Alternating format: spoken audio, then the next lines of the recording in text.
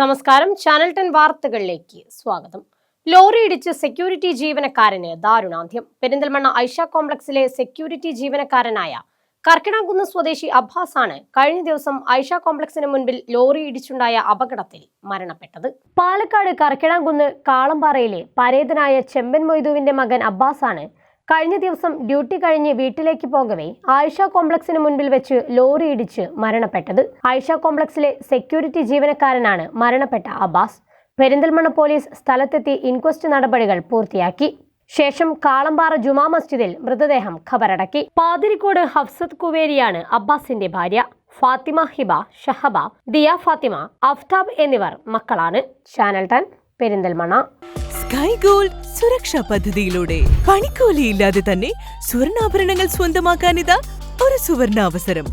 കൂടാതെ വിവാഹ പാർട്ടികൾക്ക് സ്പെഷ്യൽ ഓഫറുകളും 2% മുതൽ അഡ്വാൻസ് ബുക്കിംഗോടുകൂടി 2.5% മുതൽ മേക്കിംഗ് ചാർജിൽ സ്വർണ്ണാഭരണങ്ങൾ സ്വന്തമാക്കാം.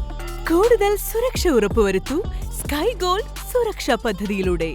Sky gold Perinthalmanna, Nilambur, Ponnani, Pune.